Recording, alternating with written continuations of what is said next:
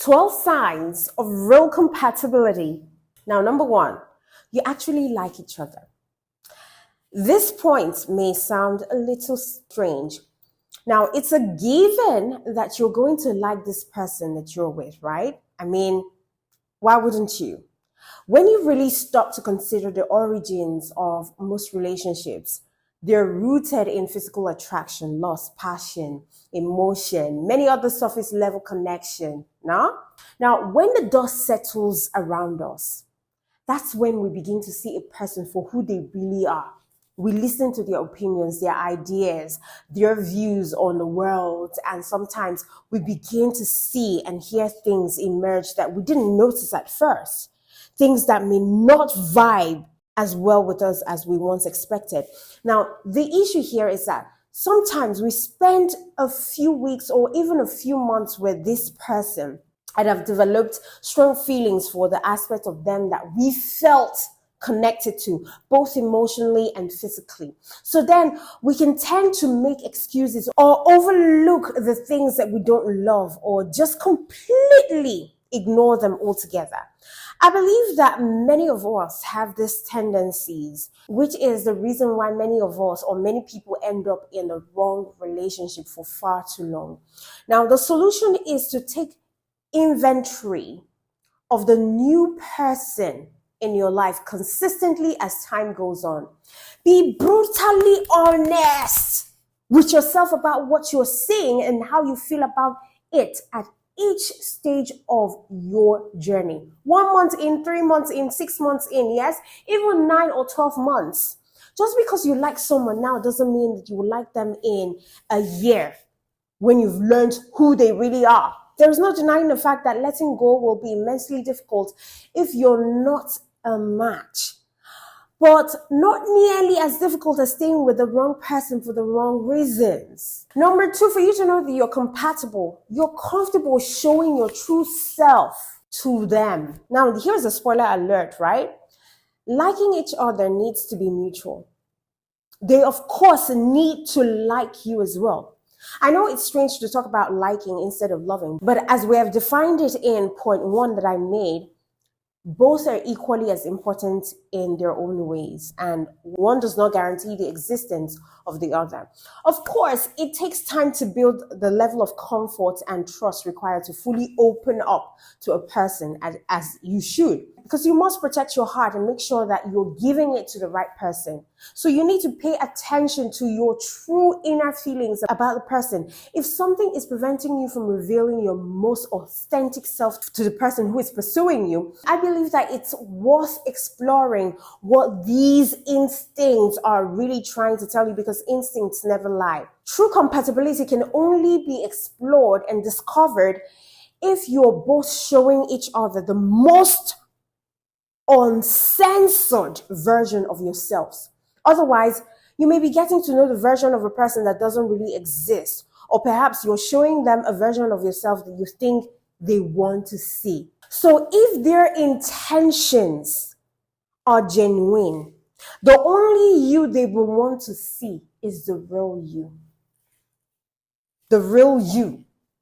Number three, your goals and your visions align. That's when you know that you're compatible. In order for two lives to merge together, they must already be headed in a similar direction. Forming a relationship is about putting we ahead of me, but it should not require you to sacrifice your hopes, your dreams, your goals, your ambition, your passion.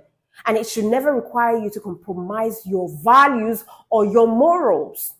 I understand the excitement of the now is intoxicating, but it doesn't negate the importance of discussing then either, okay? So what are you working towards in life? What is your ideal living environment? Do you want to get married? Do you want to have kids? How many kids do you want to have? How strongly do you prioritize your career, your family, your health, your fitness? These are all of the questions of compatibility that also define the path that you are on in life. Now, they dictate the decisions that you make every single day as the present you evolves into the future you. So if you're not evolving along similar paths, Inevitably, the distance between you will continue to grow until it becomes clear that you simply are both headed in different directions. Number 4, you share a similar moral code. Now, listen to me. Our morals are most often dictated by our upbringing, right? But as we grow older, we form our own value system through our own life experiences and evolving opinions. Our moral codes determine what we believe to be right and wrong, what we believe to be acceptable and unacceptable, and even dictate what constitutes cheating in a relationship. It's not hard to imagine that two people with conflicting opinions or codes will have a very hard time forming a life together that makes them feel safe and secure. So if your man does not see any big deal in checking a woman out there, you both will not be able to align. Do you get what I'm saying? You both will not. If your value systems are different, it will be difficult for you to form a life together. That's the honest truth. Number 5, you are capable of healthy disagreements. Remember, all my videos this week since I started have been about conflict, because it's bound to happen in any relationship. And that's one of the reasons why most relationships are headed to breakage, or most marriages are not,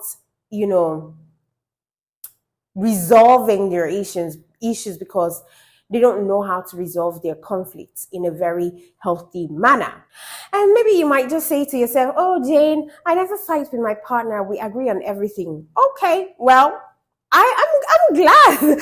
I'm glad that you think that sounds healthy. But in reality, nobody agrees on everything. Not even a set of twins will agree on everything. And they share the same genetic code.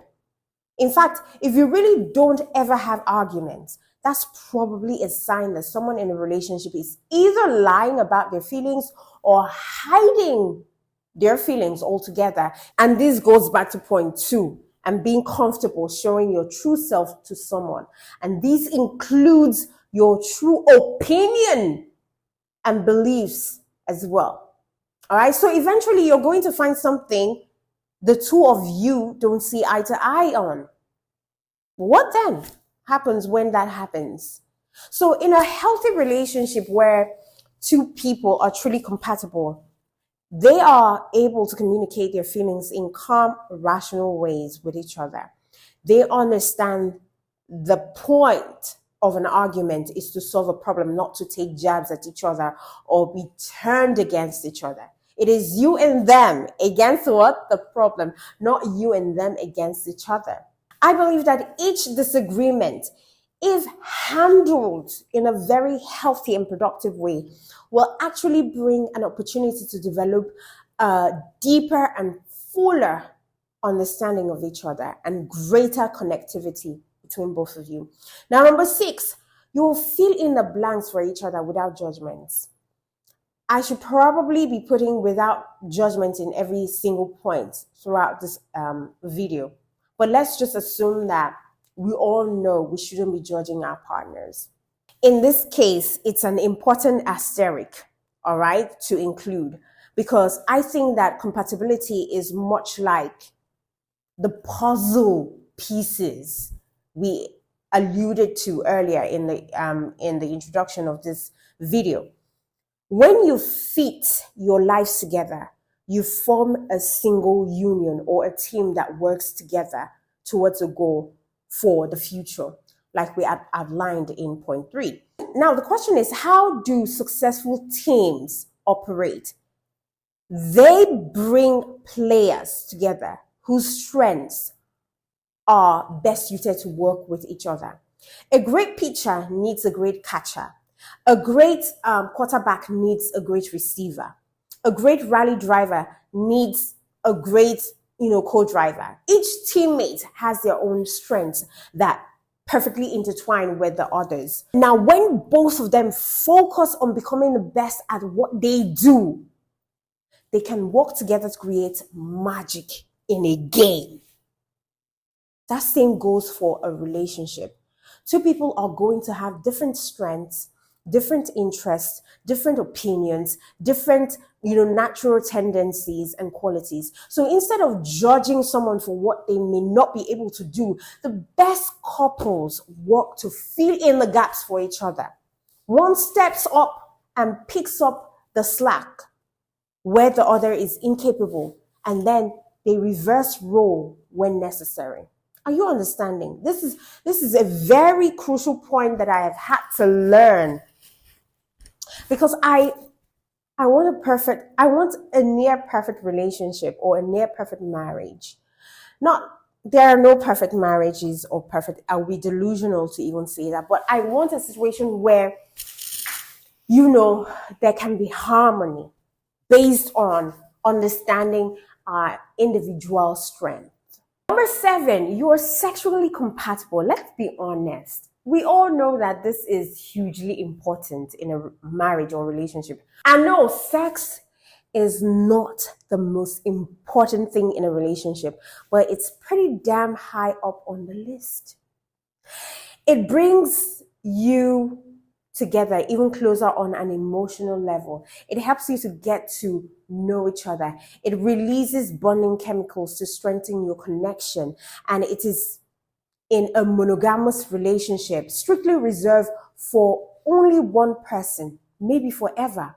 So then it is paramount that your sexual desires and needs are compatible with each other. It doesn't matter what they are. There isn't a set of requirements for what is right or wrong in your sex life, as long as it is fully consensual and mutual. I believe that two people can do whatever the hell they want behind closed doors, and they should. So mutual is the key word. It's about finding a person whose preferences align with yours. So you both feel fulfilled, satisfied, safe, and cared for in this particular area. So if one person is always resistant or unenthusiastic or simply refuses to indulge the other in what they enjoy, there will eventually be a strain or an emotional separation that grows within the relationship over time. So while sex is not the most important thing, it can grow in importance the more it becomes awkward, neglected, or one-sided. Okay? Number 8, you are willing to put in consistent effort for each other. Compatibility, while deeply dependent on personality types and expectations in relationship, can also be influenced by choice. The odds of compatibility increase when two partners are committed to putting in consistent and genuine effort for each other every single day. So we must choose to build love together. And that choice isn't something that we just do once when we enter into a relationship. It's a choice that we must make every single day to stay in that relationship. We cannot let our partner feel taken for granted or overlooked or undervalued. It doesn't matter if you are the perfect match for each other or you were destined to be together by God. All right? If you don't actively try for each other, the whole thing will fall apart. So you have to consciously try to be for each other, to be there for each other. Now, number 9, you will have similar social expectations. Sure, introverts and extroverts can have happy relationships together. Now, here's the thing though. Your social expectations should be one that is more aligned, that you both don't need to feel like you need to pull away from each other, where one of you always wants to be doing something, but the other never does. This, as you can see, would quickly cause challenges in a relationship where one partner feels stifled or suffocated or held back by the other's lack of interest in social events or engagements. Similarly, someone who is highly introverted will feel uncomfortable or anxious if they're always being pulled out of their comfort zone. So balance is key, because leaning too far in either direction can lead to extreme expectations that are unfair to put on any person. All right? Number 10, you're compatible with your partner if you genuinely are proud to be with each other. Two partners should have the fullest amount of respect and admiration for each other in a relationship. That's what I believe.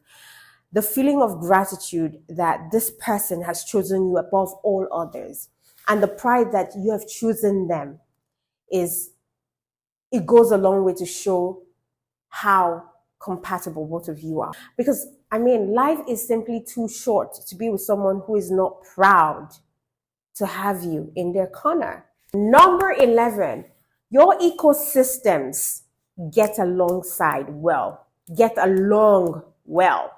I say this all the time. A person you're with is not just one single person, but their own living and breathing ecosystem.